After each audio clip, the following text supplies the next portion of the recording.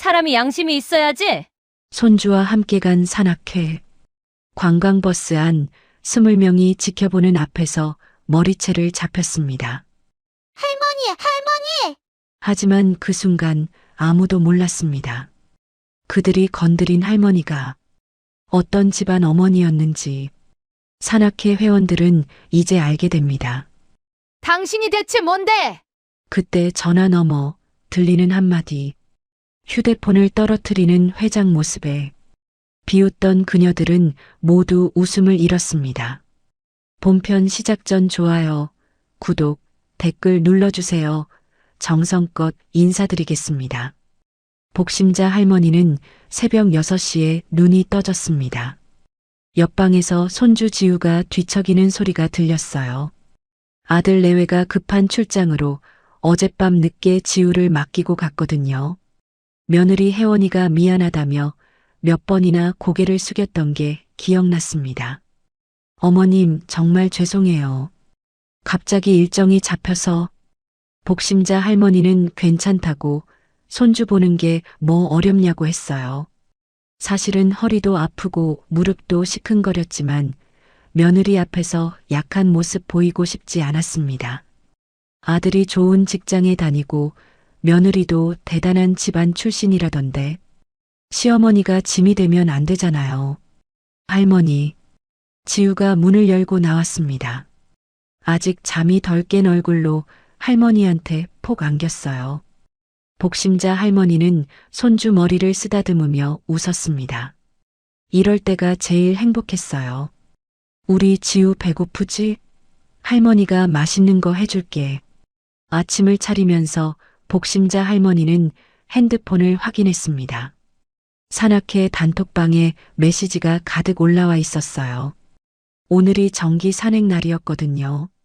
복심자 할머니는 산악회에 나간 지 벌써 3년째였습니다.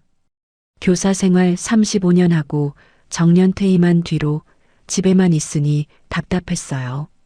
산악회는 그나마 복심자 할머니가 숨 쉴 수 있는 공간이었습니다. 하지만 오늘은 어쩔 수 없었어요. 지우를 맡길 데가 없었거든요. 복심자 할머니는 단톡방에 조심스럽게 메시지를 적었습니다. 오늘은 손주 봐야 해서 참석 못할 것 같아요. 죄송합니다. 전송 버튼을 누르고 한숨을 쉬었어요. 한 달에 2번뿐인 산행인데 이번 달 벌써 2번째 불참이었습니다. 그런데 금방 답장이 왔습니다. 산악회 부회장인 장근실 씨였어요.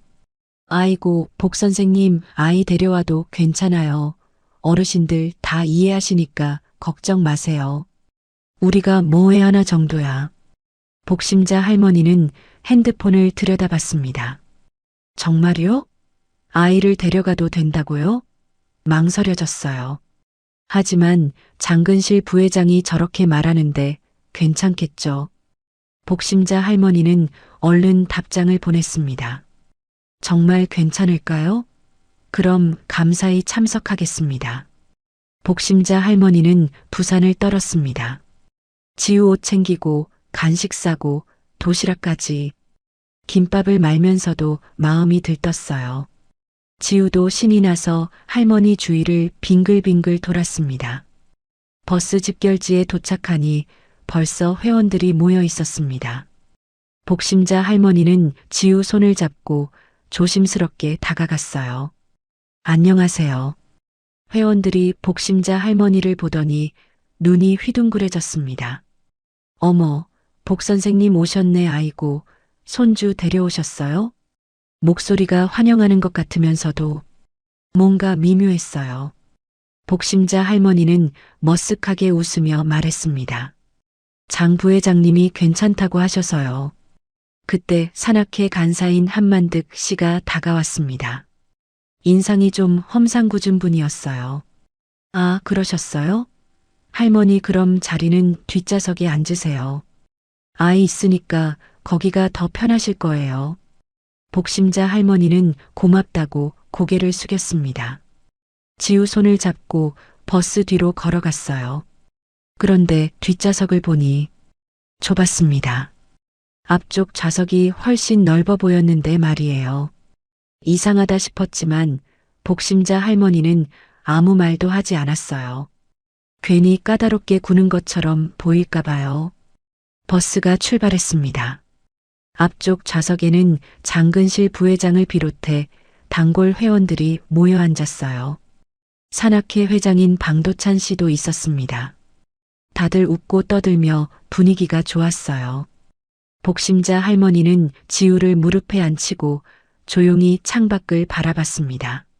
앞쪽 사람들한테 방해될까봐 숨소리도 조심했어요. 버스가 10분쯤 달렸을까요? 앞좌석에서 수군거리는 소리가 들려왔습니다. 근데 애는 왜 데려왔대? 글쎄 말이야. 여기가 유치원도 아니고. 복심자 할머니의 뒤통수가 화끈거렸습니다. 들으라는 듯한 목소리였거든요. 지우는 아무것도 모르고 창밖만 바라봤지만 복심자 할머니는 가슴이 답답해졌어요. 아까 장근실 부회장이 괜찮다고 했잖아요. 그런데 왜 저러시는 걸까요? 복심자 할머니는 가만히 앉아 있었습니다. 참았어요. 괜히 나섰다가 분위기만 이상해질 것 같았거든요. 1시간쯤 달려 휴게소에 도착했습니다. 자, 여러분 10분만 쉬었다 갑니다. 방도찬 회장이 큰 소리로 말했어요. 회원들이 우르르 내렸습니다. 복심자 할머니도 일어나려는데 지우가 다리를 꼬며 작은 목소리로 말했어요. 할머니, 화장실. 복심자 할머니는 서둘러 지우 손을 잡고 버스에서 내렸습니다. 그런데 뒤에서 장근실 부회장의 목소리가 들렸어요. 일부러 크게 말하는 것 같았습니다. 애들은 참을성이 없어 우리가 다 기다려야 하네. 복심자 할머니는 못 들은 척 했습니다. 빨리 지우를 화장실에 데려가야 했어요. 화장실 앞에는 줄이 길었습니다. 지우가 안절부절 못하며 할머니 옷자락을 잡아당겼어요. 복심자 할머니는 지우를 달래며 기다렸습니다. 겨우 볼일을 마치고 나왔어요. 그런데 휴게소 입구에서 몇몇 회원들이 담배를 피우고 있었습니다. 아이고, 아직도 안 나왔어? 애 때문에 우리가 기다려야 하잖아. 복심자 할머니는 지우 손을 더 꼭 잡았습니다. 지우가 올려다보며 할머니 얼굴을 살폈어요. 복심자 할머니는 아무렇지 않은 척 웃었습니다. 버스로 돌아가는 길이었어요. 복심자 할머니는 가방에서 지우 간식을 꺼내려고 지퍼를 열었습니다. 그때였습니다. 장근실 부회장이 통로를 지나가다 복심자 할머니의 가방을 툭 쳤어요. 어머, 죄송. 가방이 기울며 안에 있던 것들이 와르르 쏟아졌습니다. 과자 봉지, 귤, 물통까지 버스 바닥에 굴러다녔어요. 장근실 부회장은 주우려는 신용도 하지 않고 그냥 앞으로 걸어갔습니다. 복심자 할머니는 무릎이 시큰거렸지만 허리를 굽혀 하나씩 주워 담았어요. 지우도 작은 손으로 귤을 주워서 할머니한테 건넸습니다. 복심자 할머니의 손이 떨렸어요. 버스가 다시 출발했습니다. 산을 향해 달리는 동안 앞쪽에서는 계속 웃음소리가 들렸어요. 장근실 부회장 목소리가 제일 컸습니다. 복 선생님, 왕년에 교사셨다며? 그래, 그때는 잘 나갔겠지. 잘 나가면 뭐해. 지금은 손주나 봐줘야 하는데. 요즘은 손주 맞는 것도 취미래요. 키득키득 웃음소리가 났습니다. 복심자 할머니는 가만히 창밖을 바라봤어요. 가슴이 찢어지는 것 같았지만 꾹 참았습니다. 며느리한테 미안했어요. 괜히 시어머니 때문에 산악회에서 말 나오면 안 되잖아요. 그냥 참으면 되는 거였습니다. 지우가 할머니 손을 꼭 잡았습니다. 할머니 손이 차갑다는 걸 느낀 걸까요? 복심자 할머니는 지우를 안으며 괜찮다고 속삭였어요. 하지만 복심자 할머니는 그때 몰랐습니다. 이건 시작에 불과하다는 걸. 그리고 오늘 자신이 얼마나 큰 수치를 겪게 될지. CHAPTERE. 산 아래 뒤풀이, 눈치 없는 할머니. 산행이 끝났습니다. 복심자 할머니는 지우 손을 잡고 천천히 산을 내려왔어요. 지우는 힘들어하면서도 한 번도 투정 안 부리고 잘 따라왔습니다. 기특했어요. 복심자 할머니는 지우 머리를 쓰다듬으며 말했습니다. 우리 지우 잘했어. 조금만 참자. 밥 먹고 가자. 산 아래 주차장에 도착하니 방도찬 회장이 큰 소리로 말했습니다. 자, 여러분 오늘도 수고하셨어요. 식당 예약해놨으니까 다 같이 가시죠. 회원들이 웃으며 버스에 올라탔어요. 복심자 할머니도 지우를 데리고 따라갔습니다. 사실 그냥 집에 가고 싶었어요. 하루 종일 눈치 보느라 지쳤거든요. 하지만 혼자만 빠지면 더 이상하게 보일 것 같았습니다. 식당에 도착했습니다. 장근실 부회장이 제일 먼저 들어가며 식당 주인한테 말했어요. 사장님, 우리 단골이잖아요. 제일 크고 좋은 방 있죠? 식당 주인이 웃으며 안내했습니다. 장근실 부회장과 단골 회원들이 우르르 큰 방으로 들어갔어요. 복심자 할머니도 따라 들어가려 했습니다. 그런데 식당 주인이 복심자 할머니를 막아섰어요. 어머님은 인원이 좀 많아서요. 저쪽 작은 방 쓰세요. 복심자 할머니는 어리둥절했습니다. 작은 방이요? 아, 네. 복심자 할머니는 지우 손을 잡고 복도 끝으로 걸어갔어요. 식당 주인이 가리킨 작은 방 문을 열었습니다. 방이 정말 작았어요. 2명이 앉으면 딱 차는 크기였습니다. 그리고 추웠어요. 보일러가 안 들어오는지 바닥에서 냉기가 올라왔습니다. 할머니, 여기 추워. 지우가 작게 중얼거렸어요. 복심자 할머니는 지우를 안으며 말했습니다. 조금만 참자. 금방 따뜻해질 거야. 복심자 할머니는 가방에서 싸온 김밥을 꺼냈습니다. 지우가 배고파할 텐데 빨리 먹여야 했어요. 김밥 통을 펼치려는데 식당 주인이 문을 벌컥 열고 들어왔습니다. 손님, 여긴 포장 음식 반입 안 돼요. 복심자 할머니는 당황했습니다. 아, 그런데 애가 배고파서요. 식당 주인이 딱딱한 목소리로 말했어요. 그럼 주문하시든가요. 복심자 할머니는 메뉴판을 받았습니다. 눈으로 가격을 훑어봤어요. 제일 싼 게 8,000원이었습니다. 제육볶음이 12,000원, 된장찌개 정식이 10,000원. 복심자 할머니는 지갑을 열어봤어요. 현금이 얼마 없었습니다. 카드를 써야 할 것 같았어요. 복심자 할머니는 망설였습니다. 원래 김밥 싸온 거로 해결하려고 했는데 이렇게 돈을 쓰게 될 줄 몰랐어요. 하지만 어쩔 수 없었습니다. 된장찌개 정식 하나 주세요. 지우가 배고프다며 할머니 옷자락을 잡아당겼어요. 복심자 할머니는 입술을 깨물었습니다. 2개요. 식당 주인이 나가고 문이 닫혔습니다. 복심자 할머니는 한숨을 쉬었어요. 2만 원. 적은 돈은 아니었습니다. 하지만 지우 앞에서 그런 내색을 할 수는 없었어요. 복도 밖에서 웃음소리가 들려왔습니다. 큰 방에서였어요. 회원들이 떠들며 즐거워하는 소리였습니다. 복심자 할머니는 가만히 귀를 기울였어요. 무슨 얘기를 하는지 궁금했거든요. 다음 달 회비는 그대로 가져가는 거죠? 그럼요. 30만 원씩 다들 준비하세요. 회비 얘기였습니다. 복심자 할머니는 가슴이 철렁했어요. 30만 원이요? 산악회 회비가 그렇게 비쌌나요? 복심자 할머니는 한 달에 5만 원씩 내고 있었는데 음식이 나왔습니다. 복심자 할머니는 지우 앞에 밥을 차려줬어요. 지우가 숟가락을 들고 밥을 먹기 시작했습니다.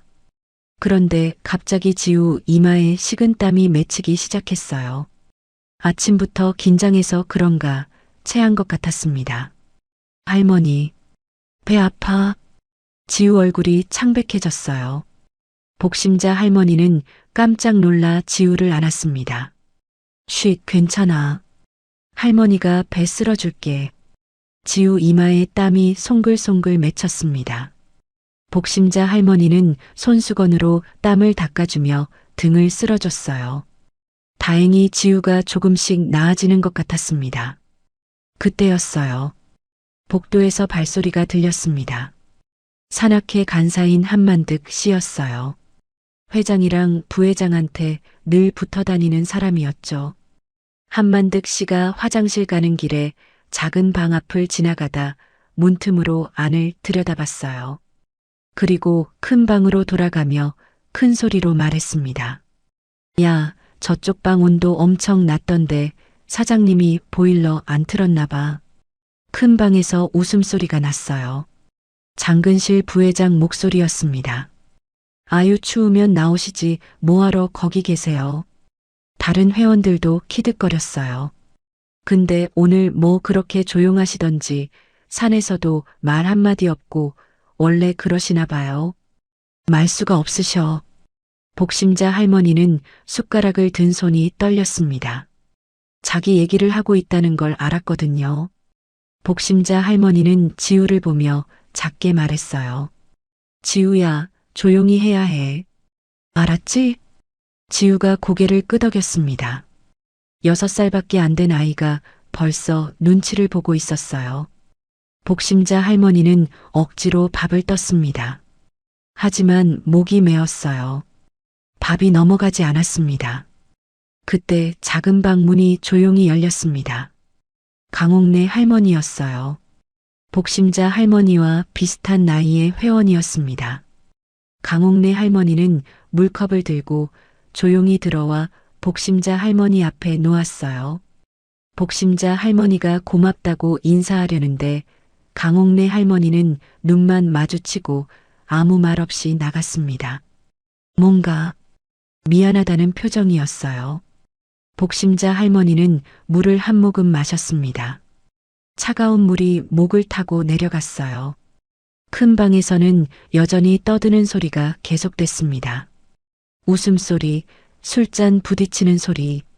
그러다 또 누군가 말했어요. 근데 복 선생님, 산악회비 밀린 거 아니에요? 아, 맞다. 3개월치 안 내셨던가? 복심자 할머니는 깜짝 놀랐습니다. 3개월치요? 복심자 할머니는 매달 꼬박꼬박 5만 원씩 냈는데 뭔가 잘못된 것 같았어요. 하지만 나가서 따질 용기가 나지 않았습니다. 지우가 밥을 다 먹고 할머니를 올려다 봤습니다.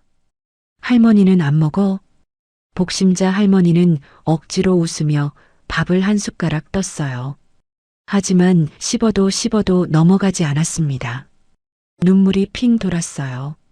복심자 할머니는 고개를 돌려 눈물을 훔쳤습니다. 복심자 할머니는 작은 방 구석에서 혼자 밥을 먹었습니다. 숟가락 놓는 소리만 작게 울렸어요. 식사가 끝나고 복심자 할머니는 지우 손을 잡고 식당을 나왔습니다. 버스로 돌아가는 길이었어요. 지우가 작은 목소리로 물었습니다. 할머니, 우리 다음엔 안 와도 되지? 복심자 할머니는 대답할 수가 없었습니다. 지우 손을 더 꼭 잡았어요. 버스에 오르며 복심자 할머니는 생각했습니다. 집에만 가면 되는 거야. 조금만 더 참으면. 조금만 더. 하지만 복심자 할머니는 몰랐습니다. 진짜 시련은 이제부터였다는 걸. CHAPTER 3 관광버스 귀갓길 갈등 폭발 전야. 버스에 오르니 해가 기울고 있었습니다. 복심자 할머니는 지우 손을 잡고 맨 뒷좌석으로 갔어요. 아침에 앉았던 그 자리였습니다.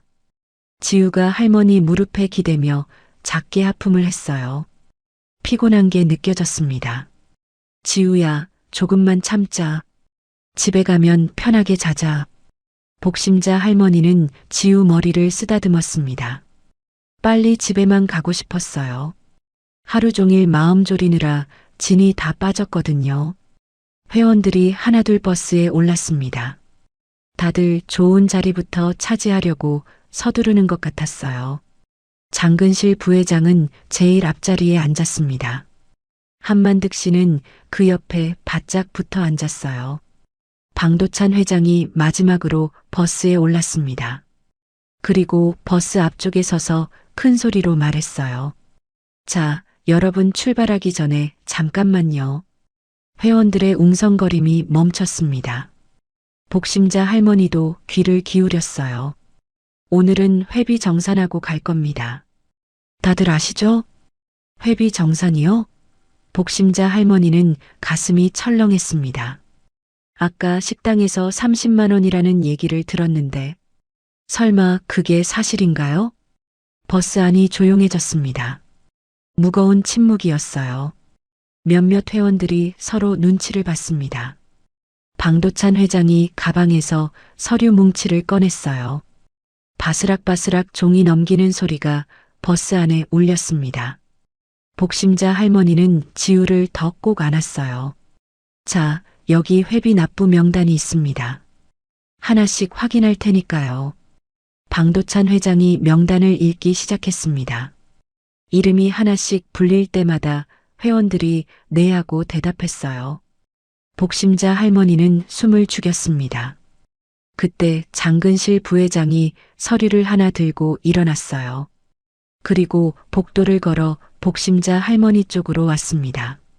복심자 할머니는 가슴이 두근거렸어요. 복 선생님, 장근실 부회장이 복심자 할머니 앞에 섰습니다. 손에 든 서류를 펼쳐 보이며 말했어요. 여기 보세요. 선생님 도장 찍힌 거 맞죠? 복심자 할머니는 서류를 들여다봤습니다. 보조금 신청서였어요. 그리고 거기에 자기 이름이 적혀 있었습니다. 도장까지 찍혀 있었어요. 전 그런 기억이. 복심자 할머니는 당황했습니다. 목소리가 떨렸어요. 보조금 신청서라니. 복심자 할머니는 그런 서류에 도장을 찍은 적이 없었거든요. 아이고 나이 드시니까 깜빡하시나 본데. 한만득 씨가 뒤에서 비아냥거렸습니다. 몇몇 회원들이 키득거리며 웃었어요. 맞아요. 저도 그때 봤어요. 선생님이 직접 도장 찍으셨잖아요. 회원들이 하나둘 거짓 증언을 하기 시작했습니다. 복심자 할머니는 혼란스러웠어요. 아니, 내가 그랬나? 정말 내가 잊어버린 걸까? 전 정말 기억이. 복심자 할머니의 목소리가 점점 작아졌습니다. 숨소리가 거칠어졌어요. 손이 떨렸습니다. 지우가 할머니 손을 만지며 작게 말했어요. 할머니 손 차가워. 복심자 할머니는 지우 손을 꼭 잡았습니다. 진정하려 애썼어요. 하지만 가슴이 너무 두근거렸습니다. 장근실 부회장이 서류를 거두며 말했어요. 선생님, 이 서류로 보조금 80만 원 나왔어요. 그거 아시죠? 80만 원이요? 복심자 할머니는 깜짝 놀랐습니다. 그런 돈을 받은 적이 없었거든요. 전 그런 돈 받은 적 없어요. 복심자 할머니가 떨리는 목소리로 말했습니다. 하지만 장근실 부회장은 웃으며 고개를 저었어요. 아유, 그럼 누가 받았겠어요? 선생님 이름으로 나왔는데. 방도찬 회장도 끼어들었습니다. 복 선생님, 우리 산악회 운영하려면 돈이 필요해요. 다들 협조하시는 거예요. 복심자 할머니는 입술을 깨물었습니다. 뭔가 잘못됐다는 걸 알았어요. 하지만 어떻게 해야 할지 몰랐습니다. 버스 앞 모든 사람들이 자기를 쳐다보고 있었거든요. 선생님, 그리고요. 장근실 부회장이 다시 말했습니다. 산악회비도 3개월 밀리셨잖아요. 복심자 할머니는 고개를 저었어요. 아니에요. 전 매달 5만 원씩 꼬박꼬박 냈어요. 통장 이체로. 장근실 부회장이 피식 웃었습니다. 5만 원이요? 아이고 선생님.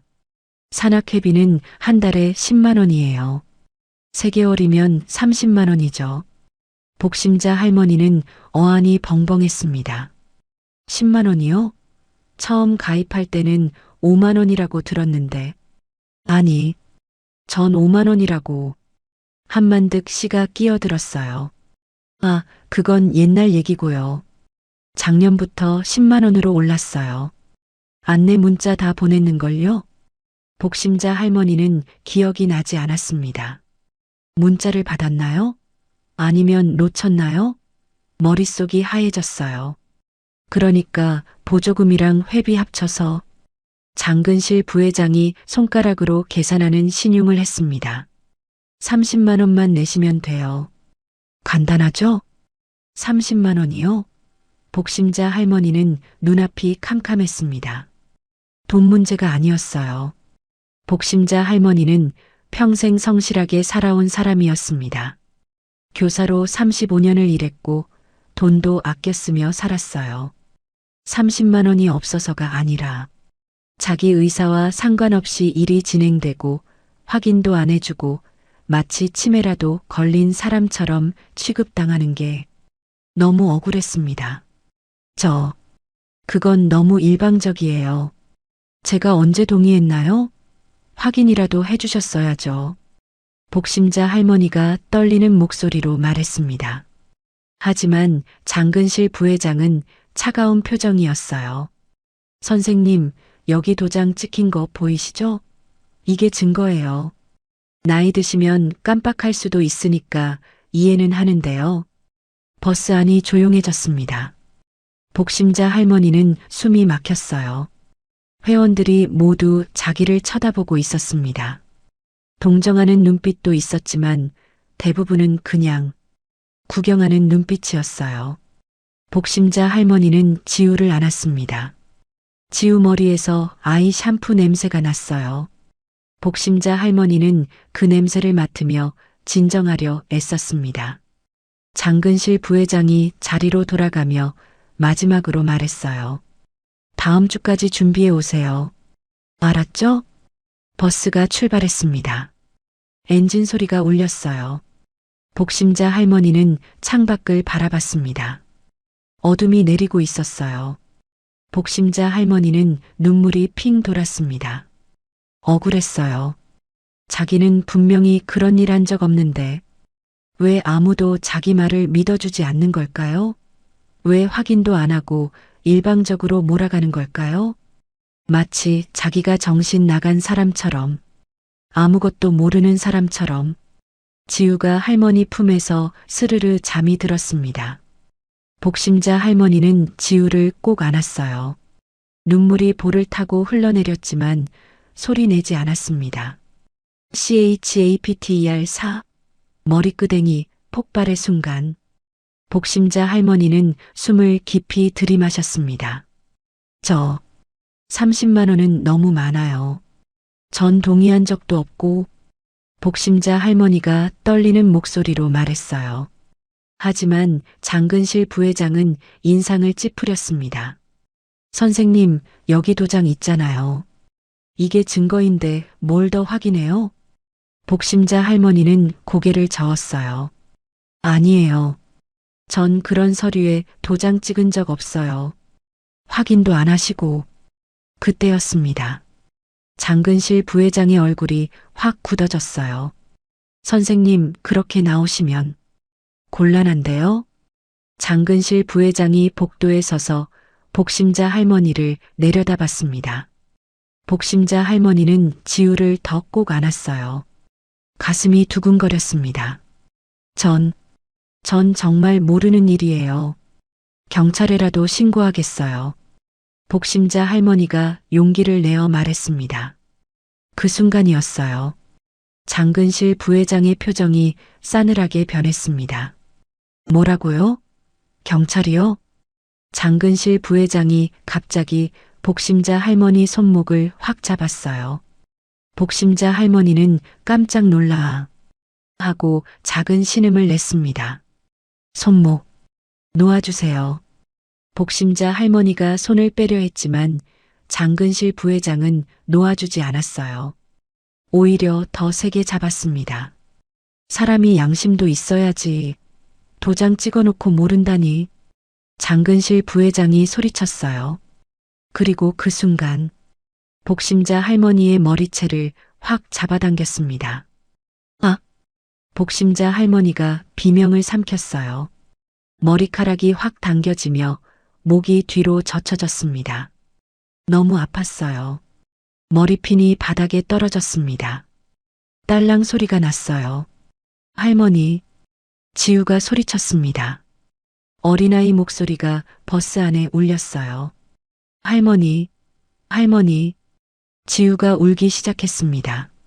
목 놓아 우는 소리가 버스 안가득 퍼졌어요. 복심자 할머니는 머리채를 잡힌 채로 지우를 보며 말했습니다. 괜찮아. 지우야. 하지만 괜찮지 않았어요. 안경이 비뚤어졌습니다. 복심자 할머니가 손으로 안경을 바로잡으려 하자 안경이 손에서 미끄러져 바닥에 떨어졌어요. 딱 소리가 났습니다. 버스 안이 정적에 휩싸였습니다. 회원들이 모두 지켜보고 있었어요. 하지만 아무도 말리지 않았습니다. 누군가 작게 너무한 거 아냐? 하고 중얼거렸지만 그뿐이었어요. 장근실 부회장이 복심자 할머니 머리채를 놓았습니다. 복심자 할머니는 머리를 움켜쥐며 고개를 숙였어요. 머리카락이 흐트러져 얼굴을 가렸습니다. 바닥에 떨어진 안경을 주우려 손을 뻗었지만 손이 떨려서 잘 잡히지 않았어요. 지우가 할머니 대신 안경을 주었습니다. 작은 손으로 안경을 들고 할머니한테 건넸어요. 지우 얼굴에 눈물이 가득했습니다. 할머니, 아파? 복심자 할머니는 지우를 안으며 고개를 저었습니다. 괜찮아. 할머니 괜찮아. 하지만 목소리가 떨렸어요. 괜찮지 않았습니다. 방도찬 회장이 자리에서 일어났어요. 그리고 손을 들어 말했습니다. 자자, 다들 진정하시고. 피곤해서 그러신 거예요. 곧 도착하니까. 방도찬 회장은 상황을 덮으려 했습니다. 장근실 부회장도 자리로 돌아가며 아무렇지 않은 척했어요. 마치 아무 일도 없었다는 듯이요. 복심자 할머니는 맨 뒷자리에서 지우를 꼭 안았습니다. 머리가 아팠어요. 손목도 빨갛게 자국이 남았습니다. 하지만 그것보다 마음이 더 아팠습니다. 손주가 보는 앞에서 이렇게 당했다는 게 너무 창피했어요. 너무 수치스러웠습니다. 복심자 할머니는 흐트러진 머리를 정리하려 했지만 손이 떨려서 잘 되지 않았어요. 머리핀도 떨어졌고 복심자 할머니는 그냥 머리카락을 귀 뒤로 넘겼습니다. 지우가 작은 손으로 할머니 손을 만지며 울먹였어요. 할머니 손 빨개. 복심자 할머니는 얼른 손을 감췄습니다. 지우한테 더 이상 보여주고 싶지 않았어요. 버스는 계속 달렸습니다. 엔진 소리만 웅웅 울렸어요. 회원들은 조용했습니다. 앞쪽에서 몇몇 사람들이 수군거리는 소리가 작게 들렸지만 복심자 할머니는 듣고 싶지 않았어요. 지우가 가방에서 작은 핸드폰을 꺼냈습니다. 엄마가 사준 키즈폰이었어요. 지우가 화면을 켰습니다. 엄마한테 전화할래. 지우가 떨리는 손으로 엄마 연락처를 눌렀어요. 복심자 할머니는 황급히 지우 손을 막았습니다. 안 돼. 지우야. 복심자 할머니는 며느리한테 알리고 싶지 않았어요. 이런 꼴을 보이고 싶지 않았습니다.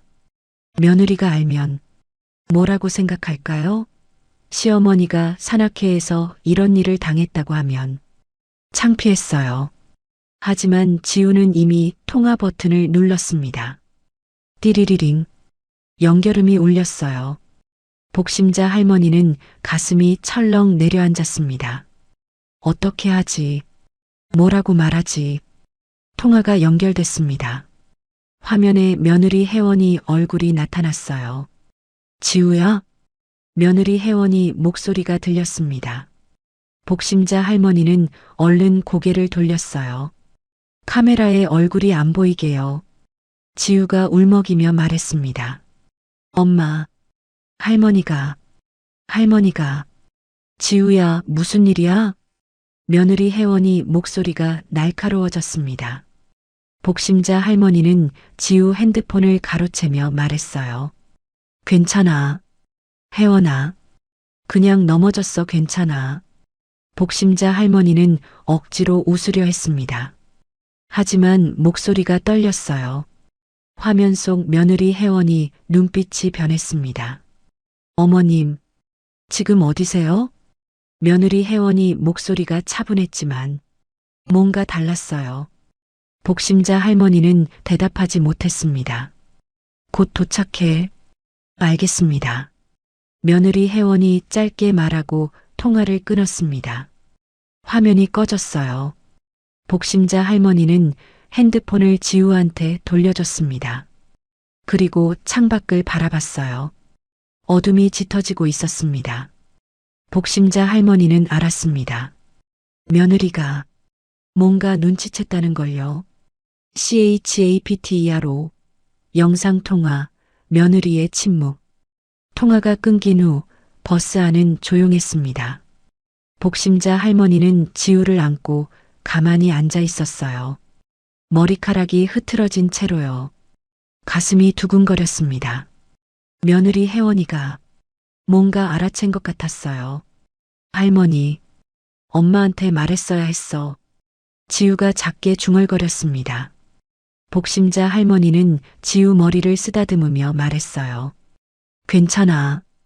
할머니가 알아서 할게. 하지만 사실은 괜찮지 않았습니다. 며느리한테 이런 모습을 들켰다는 게 너무 창피했어요. 시어머니가 산악회에서 머리채를 잡혔다니 며느리가 알면 얼마나 실망할까요? 복심자 할머니는 한숨을 쉬었습니다. 버스는 계속 달렸어요. 창밖으로 어둠이 내리고 있었습니다. 한편 집에 있던 며느리 혜원이는 핸드폰을 내려놓았습니다. 거실 소파에 앉아있던 혜원이는 천천히 일어났어요. 표정이 굳어 있었습니다. 화면 너머로 본 시어머니 모습이 심상치 않았거든요. 흐트러진 머리카락, 비뚤어진 안경, 떨리는 목소리, 그리고 지우의 울먹이는 얼굴. 혜원이는 옷장으로 걸어갔습니다. 평상복을 벗고 정장 재킷을 꺼내 입었어요. 검은색이었습니다. 머리를 단정히 묶었어요. 거울을 보며 한 번 더 확인했습니다. 혜원이는 핸드백을 들고 현관으로 향했습니다. 신발을 신으면서 집사에게 말했어요. 차 준비해 주세요. 지금 바로요. 어디 가십니까? 집사가 물었습니다. 혜원이는 차갑게 대답했어요. 신갈 터미널 근처 주차장. 최대한 빨리 가주세요. 알겠습니다. 집사가 서둘러 차 키를 챙겼습니다. 혜원이는 핸드백을 확인했어요. 명함, 핸드폰, 지갑 모두 있었습니다. 혜원이는 거울을 한 번 더 봤어요. 표정을 정리했습니다. 감정을 드러내지 않는 얼굴, 냉정한 얼굴이었어요. 현관문이 열렸습니다. 혜원이가 밖으로 나가며 작게 중얼거렸어요. 우리 어머님, 머리끄댕이 잡혔다고요? 목소리는 차분했지만 눈빛은 얼음처럼 차가웠습니다. 검은색 SUV가 출발했습니다. 엔진 소리가 조용히 울렸어요. 차는 빠르게 도로로 나갔습니다. 차 안에서 혜원이는 창밖을 바라봤어요. 손은 무릎 위에 가지런히 놓여 있었습니다. 하지만 주먹을 꽉 쥐고 있었어요. 집사가 운전하며 말했습니다. 사모님, 30분이면 도착합니다. 더 빨리 갈 수 있어요? 혜원이가 물었습니다. 집사가 고개를 끄덕였어요. 최선을 다하겠습니다. 차가 속도를 높였습니다. 버스 안에서는 복심자 할머니가 창밖을 바라보고 있었습니다. 할머니, 엄마 온대? 지우가 물었어요. 복심자 할머니는 고개를 끄덕였습니다. 응, 오나 봐. 복심자 할머니는 복잡한 심정이었어요. 며느리가 와주는 게 고마우면서도 이런 모습을 보이게 돼서 미안했습니다.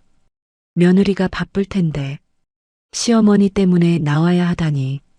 버스가 고속도로를 빠져나왔습니다. 시내로 들어왔어요. 이제 곧 도착이었습니다. 앞쪽에서 장근실 부회장이 다른 회원들과 얘기하는 소리가 들렸어요. 다음 달 모임은 어디로 갈까요? 설악산 어때요? 아무렇지 않은 목소리였습니다. 마치 아까 일은 없었다는 듯이요. 복심자 할머니는 입술을 깨물었습니다. 억울했어요. 하지만 뭐라고 할 수가 없었습니다. 그냥 집에만 가고 싶었어요. 버스가 주차장에 천천히 들어왔습니다. 자, 도착했습니다. 운전기사가 말했어요. 버스가 멈췄습니다. 끼익 소리가 났습니다. 회원들이 하나둘 일어났어요. 가방을 챙기고 자리를 정리했습니다. 복심자 할머니는 지우 손을 잡고 천천히 일어났어요. 무릎이 시큰거렸습니다. 하루 종일 긴장해서 그런가 온몸이 아팠어요. 버스 문이 열렸습니다. 회원들이 우르르 내렸습니다. 복심자 할머니도 지우 손을 잡고 계단을 내려갔어요. 주차장 공기가 차가웠습니다. 저녁이 되니 날씨가 쌀쌀했어요. 복심자 할머니는 주차장을 둘러봤습니다. 며느리가 정말 올까요? 안 왔으면 좋겠다는 생각과 와줬으면 좋겠다는 생각이 동시에 들었어요. 그때였습니다. 주차장 입구에서 검은색 SUV 한 대가 천천히 들어왔습니다. 복심자 할머니는 그 차를 봤어요. 며느리 차였습니다. 차가 멈췄습니다. 엔진 소리가 꺼졌어요. 운전석 옆문이 열렸습니다. 딸깍 소리가 났어요. 그리고 며느리 혜원이가 내렸습니다. 정장 재킷을 입고 머리를 단정히 묶은 모습이었어요. 하이힐을 신고 있었습니다. 또각또각 걷는 소리가 주차장에 울렸어요. 회원들이 하나둘 며느리를 쳐다봤습니다. 저 사람 누구야? 차 좋네. 뭐 하는 사람이야? 수군거리는 소리가 들렸어요. 며느리 혜원이는 아무도 쳐다보지 않았습니다. 오직 시어머니만 봤어요. 복심자 할머니와 며느리의 눈이 마주쳤습니다. 며느리 혜원이의 눈빛은 차갑고 단호했습니다. 하지만 시어머니를 향해 걸어오는 발걸음은 흔들림이 없었어요. 복심자 할머니는 그 순간 알았습니다. 며느리가 모든 걸 알아챘다는 걸요. CHAPTER 6 버스 도착 폭풍 전야. 며느리 혜원이가 천천히 걸어왔습니다. 또각또각 하이힐 소리만 주차장에 울렸어요. 회원들이 모두 며느리를 쳐다봤습니다. 뭔가 범상치 않은 분위기였거든요. 며느리 혜원이는 시어머니 앞에 섰습니다. 그리고 조용히 물었어요. 어머님 괜찮으세요? 복심자 할머니는 고개를 끄덕였습니다. 응, 괜찮아. 하지만 며느리 혜원이는 시어머니를 찬찬히 살폈어요. 흐트러진 머리카락, 비뚤어진 안경, 붉어진 손목. 며느리의 눈빛이 차갑게 변했습니다. 지우야, 엄마한테 와. 며느리 혜원이가 지우를 안아들었어요. 지우는 엄마 품에 안기며 울음을 터뜨렸습니다. 괜찮아. 엄마가 왔어. 며느리 혜원이는 지우를 달래며 시어머니 손을 잡았어요. 복심자 할머니는 며느리 손이 따뜻하다고 느꼈습니다. 그때였어요. 장근실 부회장이 다가왔습니다. 어머 혹시 며느님이세요? 장근실 부회장이 갑자기 밝은 얼굴로 웃으며 말했어요. 아까 버스 안에서 복심자 할머니 머리채를 잡았던 그 사람 맞나 싶을 정도로 태도가 달랐습니다. 아이고, 어머님, 며느님이 이렇게 좋으신 분이셨어요? 저희 산악회 부회장 장근실이라고 합니다. 장근실 부회장이 악수하려고 손을 내밀었어요. 하지만 며느리 혜원이는 그 손을 쳐다보지도 않았습니다. 그냥 시어머니만 봤어요. 어머님, 먼저 차에 앉으세요. 며느리 혜원이가 시어머니를 부축했습니다. 복심자 할머니는 며느리 손에 이끌려 차로 걸어갔어요. 차 뒷좌석 문이 열렸습니다. 복심자 할머니가 조심스럽게 앉았고 지우도 할머니 옆에 폭 안겼습니다. 며느리 혜원이가 차 문을 닫아줬어요. 딸깍 소리가 났습니다. 장근실 부회장은 손을 내민 채로 서 있었어요. 얼굴이 굳어졌습니다. 며느리 혜원이는 다시 버스 쪽으로 걸어갔습니다. 회원들 사이로 수군거림이 일었어요. 누가 저 사람이냐는 시선들, 며느리라는 걸 알아챈 사람들의 놀란 표정들. 하지만 며느리 혜원이는 아무도 신경 쓰지 않았습니다. 버스 앞에서 운전기사가 담배를 피우고 있었어요. 며느리 혜원이가 다가가자 운전기사가 고개를 돌렸습니다. 며느리 혜원이가 정중하지만 단호하게 말했습니다. 버스 블랙박스 영상 확인하고 싶은데요. 가능할까요? 운전기사는 난처한 표정을 지었어요. 담배를 입에 문 채로 며느리를 쳐다봤습니다. 그때 장근실 부회장이 황급히 다가왔어요. 아니, 뭔 블랙박스를 갑자기. 장근실 부회장의 목소리가 떨렸습니다. 방도찬 회장도 뒤따라왔어요. 무슨 일이십니까? 방도찬 회장이 물었습니다. 며느리 혜원이는 두 사람을 차례로 쳐다봤어요. 차갑고 침착한 눈빛이었습니다. 우리 어머님이 버스 안에서 무슨 일을 겪으셨는지 확인하고 싶어서요. 며느리 혜원이의 목소리는 차분했습니다. 하지만 회원들은 긴장했어요. 뭔가 분위기가 심상치 않았거든요. 한만득 씨가 옆에서 끼어들었습니다. 아니, 그게 무슨 산악회 내부 일인데. 하지만 며느리 혜원이는 한만득 씨를 쳐다보지도 않았어요. 시선을 운전기사에게만 고정한 채 말했습니다. 블랙박스 영상은 법적으로 요청할 수 있습니다. 사고나 분쟁이 있을 때요. 운전기사는 장근실 부회장 눈치를 봤어요. 장근실 부회장이 고개를 저었습니다. 하지만 며느리 혜원이는 계속 말했어요. 지금 폭행 혐의가 있습니다. 확인이 필요해요. 주변이 조용해졌습니다. 폭행이요? 회원들이 서로 쳐다봤어요. 누군가 헛기침을 했습니다. 장근실 부회장이 억지로 웃었습니다. 폭행이라니요? 무슨 오해가 있으신 것 같은데. 며느리 혜원이는 장근실 부회장을 똑바로 쳐다봤어요. 눈 하나 깜빡이지 않았습니다. 오해인지 아닌지 영상 보면 알겠죠. 며느리 혜원이는 핸드백에서 명함을 꺼냈습니다. 운전기사에게 건넸어요. 운전기사는 명함을 받아들고 읽었습니다. 하림재단 이사 하혜원이라는 글자가 선명했어요. 운전기사 눈이 커졌습니다. 혹시 문제되면 연락주세요. 법적으로 처리하겠습니다. 며느리 혜원이의 목소리는 여전히 차분했습니다. 하지만 그 차분함이 오히려 더 무서웠어요. 운전기사는 더 이상 거부할 수 없었습니다. 고개를 끄덕이며 버스로 올라갔어요. 장근실 부회장과 방도찬 회장은 불안한 얼굴로 서 있었습니다. 한만득 씨는 뒤로 슬금슬금 물러났어요. 회원들도 조용히 지켜봤습니다. 강옥래 할머니는 멀리서 복심자 할머니가 앉아 있는 차를 바라봤어요.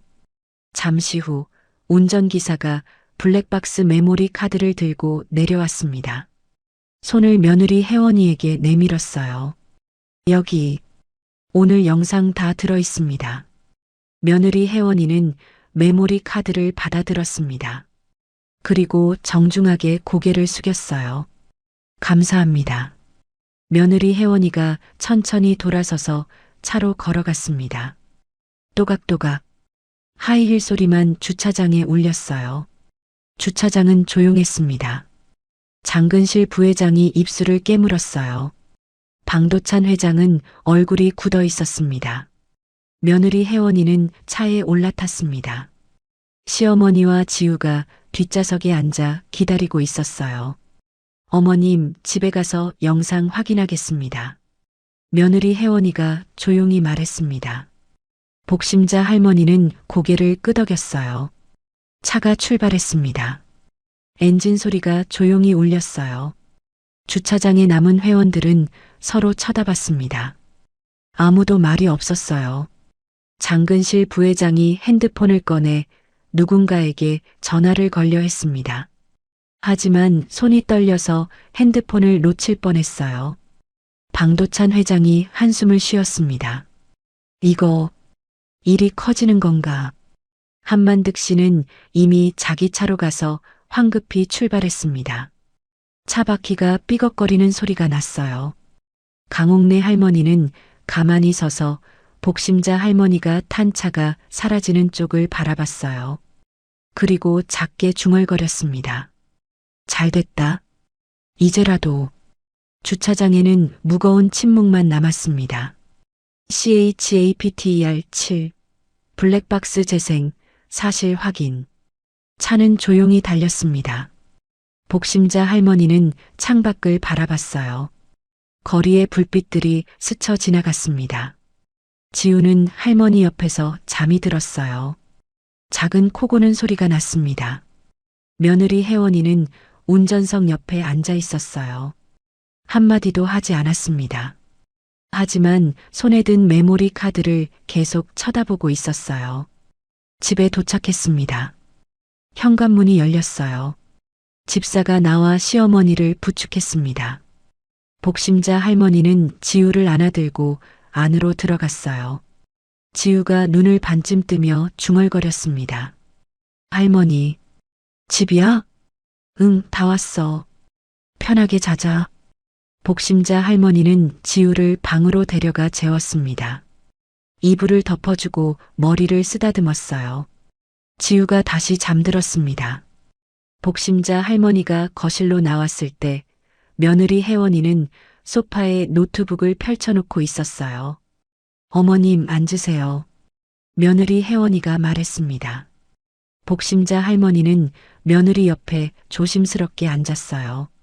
며느리 혜원이는 메모리 카드를 노트북에 꽂았습니다. 딸깍 소리가 났어요. 화면에 폴더가 나타났습니다. 오늘 날짜의 파일들이 쭉 나열되어 있었어요. 며느리 혜원이는 마우스를 움직여 파일을 하나씩 열어봤습니다. 첫 번째 영상이 재생됐어요. 버스 앞모습이 나타났습니다. 출발 전이었어요. 회원들이 하나둘 버스에 오르는 모습이 보였습니다. 며느리 혜원이는 빨리 감기를 했어요.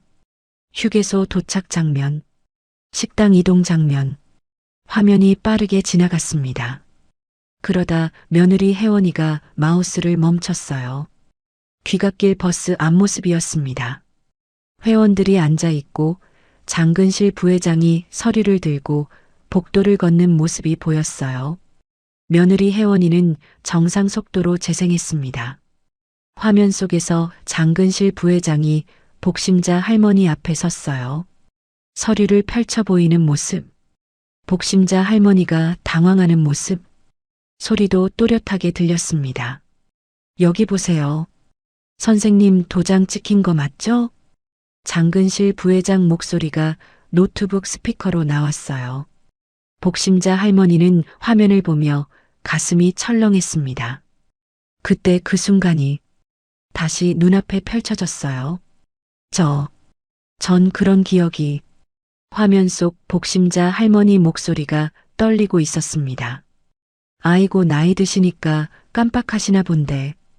한만득 씨 목소리도 들렸어요. 그리고 다른 회원들이 하나둘 거짓 증언하는 소리. 며느리 혜원이는 아무 말 없이 영상을 계속 봤습니다. 표정이 점점 굳어졌어요. 화면이 계속 흘러갔습니다. 장근실 부회장이 자리로 돌아가고 복심자 할머니가 항의하는 모습, 그리고 장근실 부회장이 다시 일어나 복도로 걸어오는 모습이 나타났습니다. 복심자 할머니는 숨을 죽였어요. 이제 그 장면이 나올 거였습니다. 화면 속에서 장근실 부회장이 복심자 할머니 손목을 잡았어요. 그리고 머리채를 확 잡아당겼습니다. 복심자 할머니의 고개가 뒤로 젖혀지는 모습, 머리핀이 바닥에 떨어지는 모습, 안경이 비뚤어지는 모습, 모두 또렷하게 화면에 담겨 있었어요. 할머니, 할머니. 화면 속에서 지우가 우는 소리가 들렸습니다. 며느리 혜원이는 영상을 멈췄어요. 화면이 정지됐습니다. 장근실 부회장이 복심자 할머니 머리채를 잡고 있는 장면에서요. 거실이 조용했습니다. 며느리 혜원이는 한참 동안 화면을 쳐다봤어요. 아무 말도 하지 않았습니다. 하지만 주먹을 꽉 쥐고 있었어요. 복심자 할머니는 며느리를 쳐다봤습니다. 미안했어요. 이런 모습을 보여서 며느리가 이런 일까지 신경 써야 해서. 혜원아, 미안해. 복심자 할머니가 작은 목소리로 말했습니다. 하지만 며느리 혜원이는 고개를 저었어요. 어머님, 잘못하신 게 없으세요. 며느리 혜원이의 목소리는 차분했습니다. 하지만 눈빛은 차가웠어요. 며느리 혜원이는 다시 영상을 재생했습니다. 뒤쪽 장면도 확인하고 싶었거든요. 화면 속에서 방도찬 회장이 상황을 무마하려는 모습, 회원들이 눈을 돌리는 모습, 복심자 할머니가 지우를 안고 있는 모습, 모두 담겨 있었습니다. 며느리 혜원이는 영상을 멈추고 노트북을 닫았어요. 어머님, 이 영상 경찰에 제출하겠습니다. 며느리 혜원이가 말했습니다. 복심자 할머니는 깜짝 놀랐어요. 경찰이요? 그건 너무 일을 크게 만드는 거 아니야? 복심자 할머니는 걱정됐습니다. 경찰까지 간다니. 그러면 산악회 사람들이 자기를 어떻게 볼까요? 며느리한테도 피해가 가지 않을까요? 하지만 며느리 혜원이는 단호했습니다. 어머님, 이건 분명한 폭행입니다. 그냥 넘어갈 일이 아니에요. 며느리 혜원이는 시어머니 손을 잡았어요. 따뜻했습니다. 어머님이 당하신 일은 작은 일이 아닙니다. 제가 나서겠습니다. 복심자 할머니는 며느리 손을 느꼈습니다. 눈물이 핑 돌았어요. 고마웠습니다. 며느리가 이렇게까지 나서줄 줄 몰랐거든요. 며느리 혜원이는 핸드폰을 꺼냈습니다. 누군가에게 전화를 걸었어요. 여보세요? 저 하혜원입니다. 내일 아침 일정 좀 조정해 주세요. 경찰서 가야 할 일이 있어서요. 며느리 혜원이의 목소리는 차분했지만 단호했습니다. 네, 폭행 사건입니다. 증거 자료도 확보했고요. 통화를 마치고 며느리 혜원이는 핸드폰을 내려놨어요. 그리고 시어머니를 봤습니다. 어머님, 걱정하지 마세요. 제가 다 처리하겠습니다. 복심자 할머니는 고개를 끄덕였습니다. 더 이상 말릴 수가 없었어요. 며느리의 눈빛이 너무 단호했거든요. CHAPTER 8. 비리의 냄새. 다음 날 아침이 밝았습니다. 복심자 할머니는 새벽부터 잠을 설쳤어요. 어젯밤 일들이 계속 떠올랐거든요. 머리채를 잡혔던 순간, 지우가 울던 모습, 며느리가 영상을 보던 표정, 복심자 할머니는 침대에서 일어나 거실로 나갔습니다. 며느리 혜원이는 벌써 식탁에 앉아 있었어요. 노트북을 펼쳐놓고 뭔가를 보고 있었습니다. 손에는 커피잔이 들려 있었어요. 어머님, 주무셨어요? 며느리 혜원이가 고개를 들었습니다. 복심자 할머니는 고개를 끄덕였어요. 응. 혜원아, 너는 안 잤니? 며느리 혜원이는 피곤한 얼굴이었습니다. 밤새 잠을 안 잔 것 같았어요. 괜찮습니다. 자료 좀 정리하고 있었어요. 며느리 혜원이가 노트북 화면을 돌려 시어머니에게 보여줬어요. 화면에는 어제 본 서류 사진들이 가득했습니다. 어머님, 여쭤볼 게 있어요. 며느리 혜원이가 말했습니다. 복심자 할머니는 며느리 옆에 앉았어요. 어머님 도장, 평소에 어디에 보관하세요? 복심자 할머니는 생각해 봤습니다.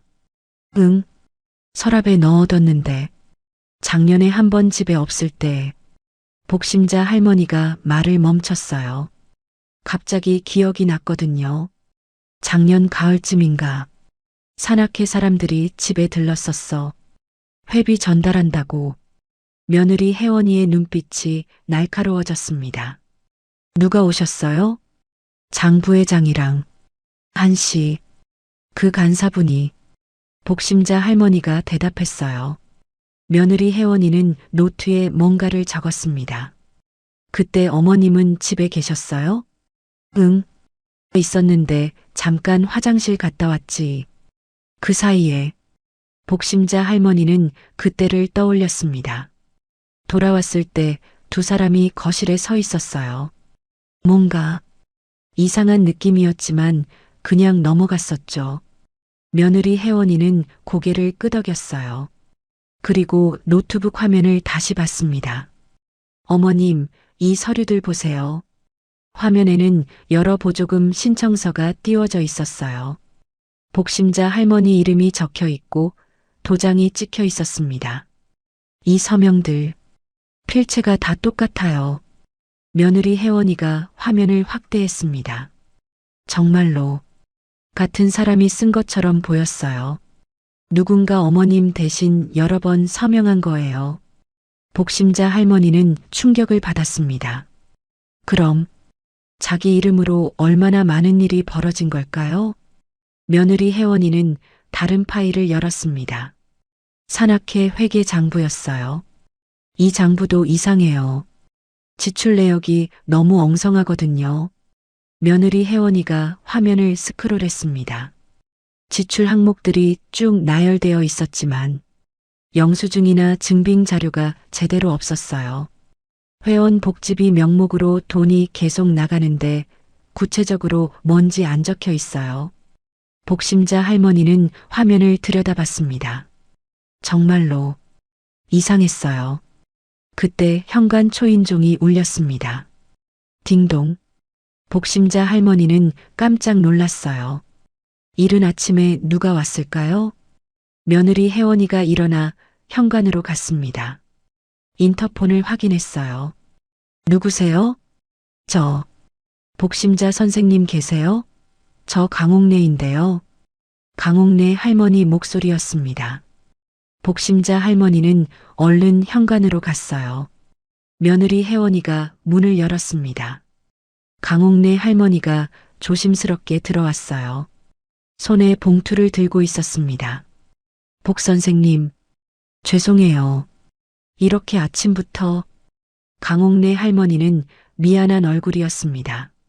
복심자 할머니는 강옥래 할머니를 거실로 안내했어요. 강옥래 할머니가 소파에 앉았습니다. 손이 떨리고 있었어요. 저 어제 일 보고 집에 가서 생각을 많이 했어요. 강옥래 할머니가 말했습니다. 목소리가 떨렸어요. 사실은 저도 비슷한 일을 당했거든요. 3년 전에 복심자 할머니와 며느리 혜원이는 강옥래 할머니를 쳐다봤습니다. 산악회에서 함께 저축하자고 했어요. 다 같이 돈을 모아서 나중에 이자 붙여서 나눠 갖는다고. 강옥래 할머니가 봉투를 꺼냈어요.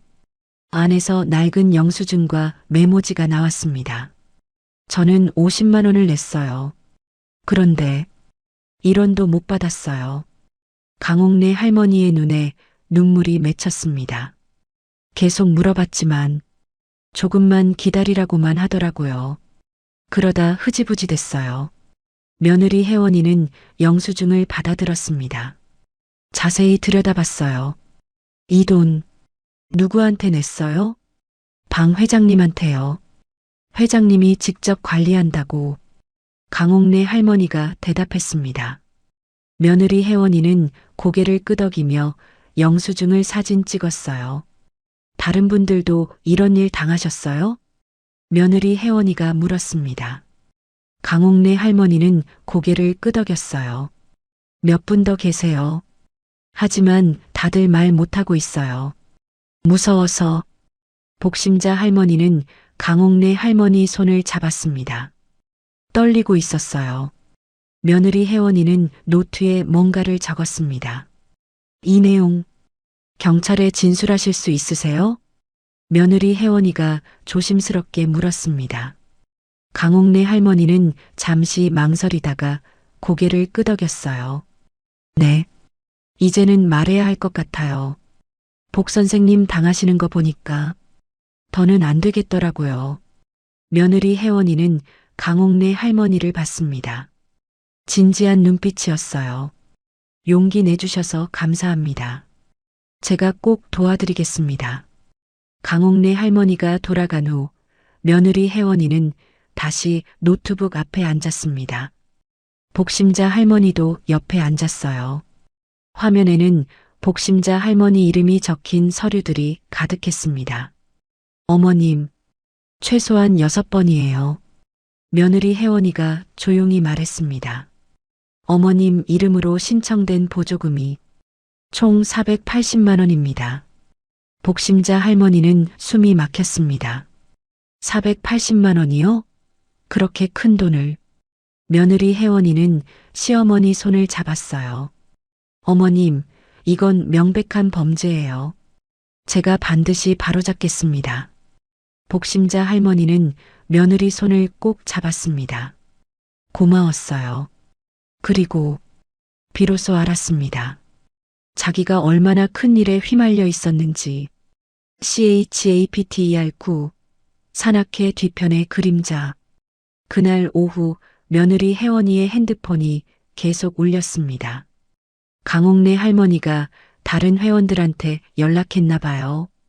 피해를 당한 할머니들이 용기를 내어 증언하기 시작했습니다.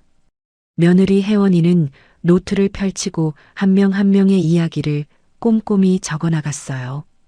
5명의 피해자, 총 290만 원. 며느리 혜원이는 노트를 덮으며 조용히 말했습니다. 어머님, 내일 아침 경찰서 가야 해요. 같이 가주실 수 있으세요? 복심자 할머니는 고개를 끄덕였습니다.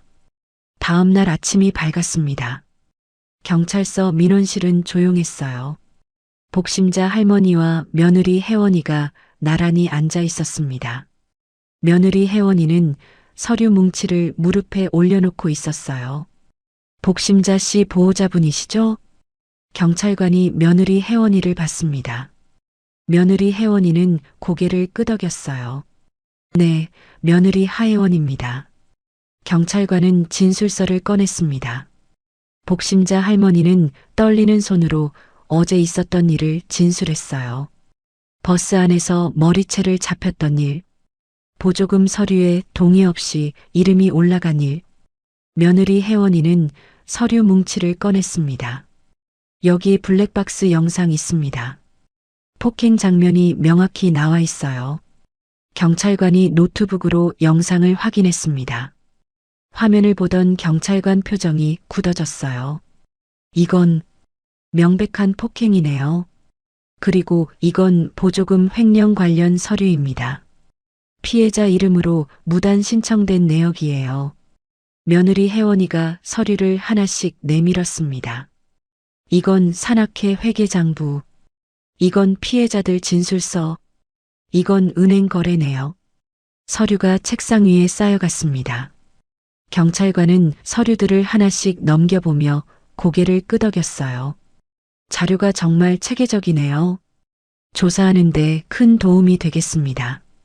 경찰관이 말했습니다. 일단 폭행 건으로 피의자 조사 들어갑니다. 그리고 보조금 횡령건은 관할 구청이랑 협조해서 진행하겠습니다. 며느리 혜원이는 고개를 숙여 인사했어요. 감사합니다. 경찰서를 나서는데 복심자 할머니 핸드폰이 울렸습니다. 방도찬 회장이었어요. 복심자 할머니는 며느리를 쳐다봤습니다. 며느리 혜원이가 고개를 끄덕였어요. 복심자 할머니는 전화를 받고 스피커폰을 눌렀습니다. 복 선생님, 저 방도찬입니다. 방도찬 회장 목소리가 떨리고 있었어요. 선생님, 경찰서 가셨다면서요? 제발 고소 취하해 주실 수 없을까요? 복심자 할머니는 아무 말도 하지 못했습니다. 며느리 혜원이가 핸드폰을 받아들었어요. 저 며느리 하혜원입니다. 아, 며느님, 제발 한 번만 봐주십시오. 제가 사과드릴 테니. 회장님, 사과로 해결될 문제가 아닙니다. 며느리 혜원이의 목소리는 차가웠습니다.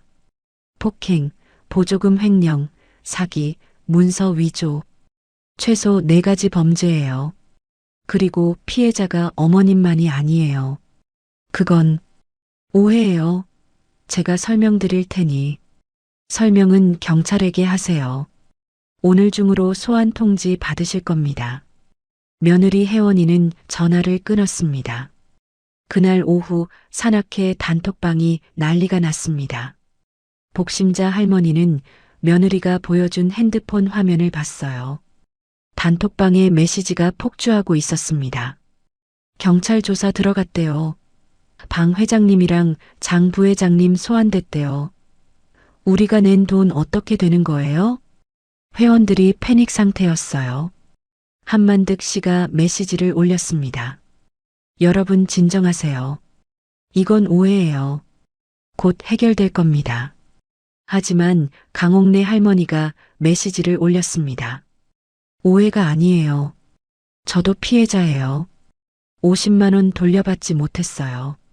그러자 다른 회원들도 하나둘 메시지를 올리기 시작했습니다. 저도요. 30만 원. 저는 80만 원. 단톡방이 폭발했습니다. 장근실 부회장이 메시지를 올렸어요. 여러분, 이건 복심자 씨가 이를 키운 거예요. 우리끼리 조용히 해결할 수 있었는데. 하지만 이번엔 다른 회원이 대답했습니다. 복 선생님 잘못이 아니에요. 부회장님이 폭행하신 거잖아요. 저도 버스에서 봤어요. 맞아요. 머리채 잡는 거 우리 다 봤어요. 회원들이 하나둘 진실을 말하기 시작했습니다. 장근실 부회장과 방도찬 회장은 더 이상 메시지를 올리지 못했어요. 며느리 혜원이는 복심자 할머니에게 핸드폰을 돌려줬습니다. 어머님, 이제 저 사람들이 무너지고 있어요. 복심자 할머니는 화면을 봤습니다. 단톡방에서 회원들이 계속 진실을 말하고 있었어요. 며느리 혜원이는 조용히 말했습니다. 어머님, 제가 하나 여쭤볼 게 있어요. 복심자 할머니는 며느리를 봤습니다. 어머님, 산 좋아하시죠? 복심자 할머니는 고개를 끄덕였어요. 산에 가는 게 유일한 낙이었거든요. 그럼 어머님만의 공간을 만들어드리면 어떨까요? 며느리 혜원이가 말했습니다. 제가 강남에 건물이 몇 채 있는데요. 하나 정리해서 어머님이 좋아하시는 산 근처에 펜션을 지어드릴게요. 복심자 할머니는 깜짝 놀랐습니다. 펜션이요? 그건 너무 큰일인데. 며느리 혜원이는 시어머니 손을 잡았어요. 어머님, 저한테는 큰일이 아니에요. 어머님이 편하게 산도 다니시고 좋은 분들만 초대해서 즐겁게 지내셨으면 좋겠어요. 복심자 할머니는 눈물이 났습니다. 며느리가 이렇게까지 생각해 줄 줄. 혜원아, 고마워. 며느리 혜원이는 시어머니를 안아줬어요. 어머님, 이제 고개 숙이지 마세요. 당당하게 사세요. 복심자 할머니는 며느리 품에서 조용히 울었습니다. 그동안 참았던 울음이 터져 나왔어요. 창밖으로 햇살이 비쳐 들어왔습니다. 따뜻했습니다. CHAPTER 10. 며느리 모든 것을 끝내다. 일주일이 지났습니다. 복심자 할머니는 거실에서 뉴스를 보고 있었어요. 그때 며느리 혜원이가 핸드폰을 들고 왔습니다. 어머님, 경찰서에서 연락 왔어요. 복심자 할머니는 긴장했습니다. 며느리 혜원이는 시어머니 옆에 앉았어요. 장근실 씨는 폭행죄로 벌금 300만 원, 집행유예 1년이래요. 그리고 방도찬 씨는 며느리 혜원이가 잠시 멈췄습니다. 보조금 횡령과 사기죄로 징역 2년에 집행유예 3년이래요. 벌금은 1천만 원이고요. 복심자 할머니는 숨을 깊이 들이마셨습니다. 드디어 끝났구나. 그리고 횡령한 돈은 전부 피해자들한테 돌려준대요. 어머님 명의로 나간 보조금도 회수해서 구청에 반환하고요. 며느리 혜원이가 말했습니다. 복심자 할머니는 눈물이 핑 돌았어요. 억울했던 마음이 조금씩 풀어지는 것 같았습니다. 한만득 씨는 공범으로 입건됐고요. 벌금 200만 원 나왔대요. 며느리 혜원이는 시어머니 손을 잡았습니다. 어머님, 이제 다 끝났어요. 아, 그리고요. 며느리 혜원이가 덧붙였습니다.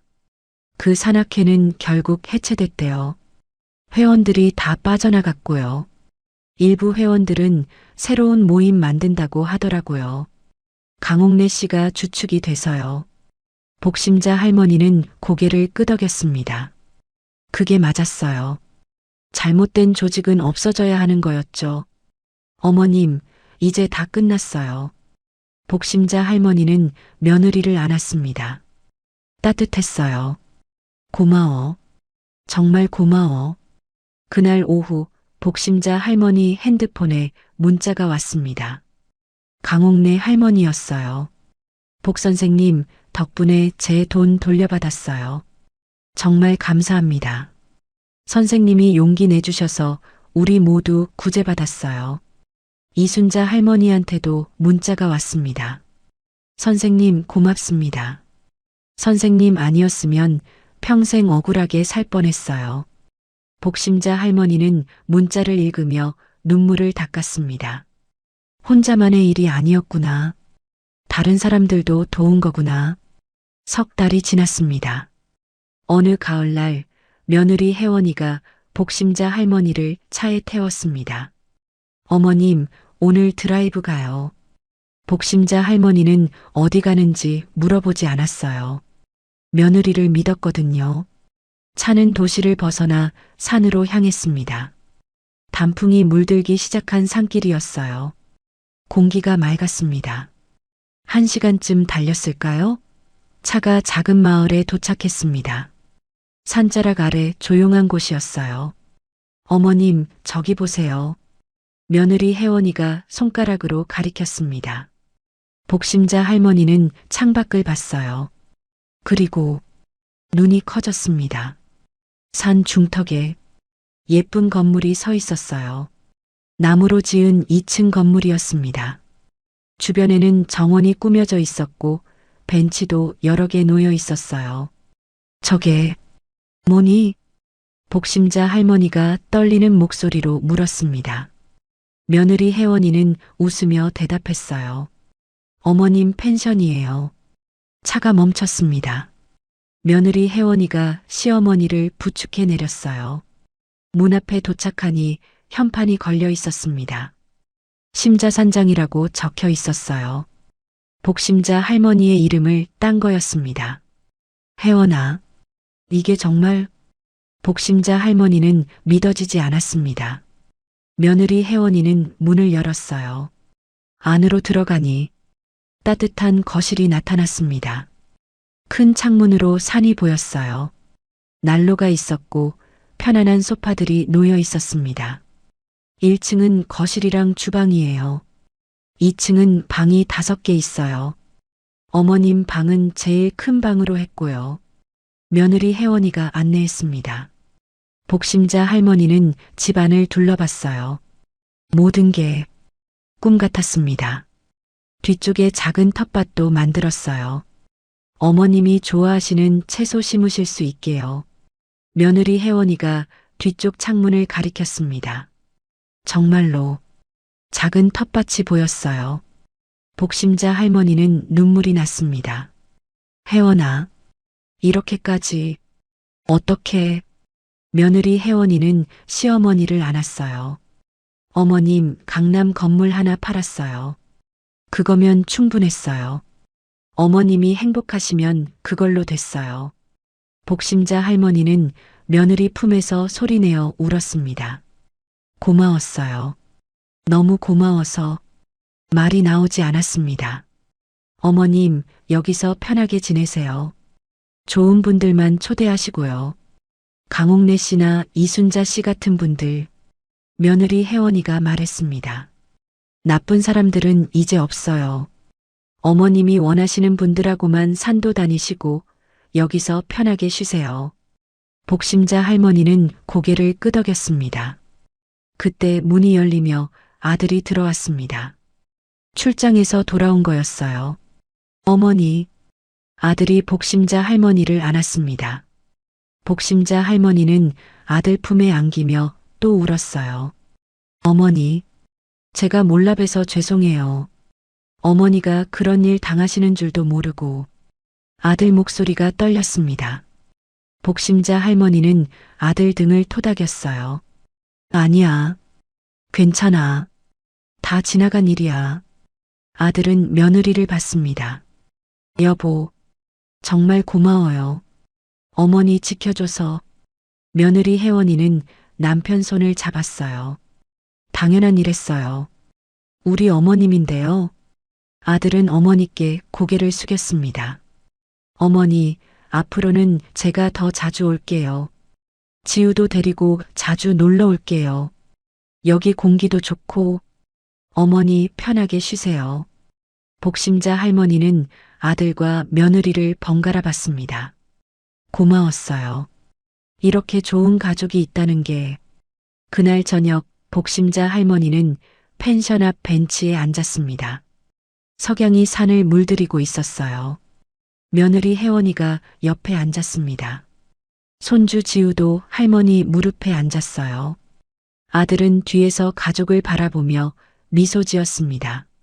할머니, 여기 좋아? 지우가 물었습니다. 복심자 할머니는 지우 머리를 쓰다듬으며 웃었어요. 응, 정말 좋아. 복심자 할머니는 산을 바라봤습니다. 평생 산을 좋아했어요. 하지만 산악회에서 상처만 받았죠. 이제는 달랐습니다. 며느리가 만들어준 이 공간에서 좋은 사람들하고만 편하게 산을 즐길 수 있을 것 같았어요. 복심자 할머니는 생각했습니다.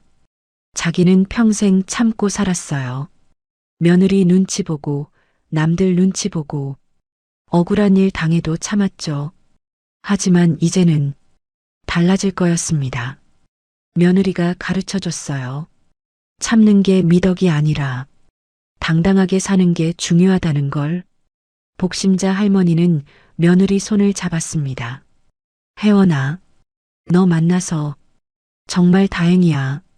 며느리 혜원이는 웃으며 대답했어요. 저도요, 어머님. 어머님 만나서 정말 다행이에요. 석양이 산 너머로 지고 있었습니다. 하늘이 붉게 물들었어요. 복심자 할머니는 그날을 평생 기억할 거였습니다. 며느리가 자기를 지켜줬던 날, 다시 일어설 수 있게 해줬던 날, 그리고 복심자 할머니는 알았습니다. 이제 더 이상 고개 숙이지 않아도 된다는 걸, 당당하게 살아도 된다는 걸. 복심자 할머니의 새로운 삶이 이제 시작되는 거였습니다.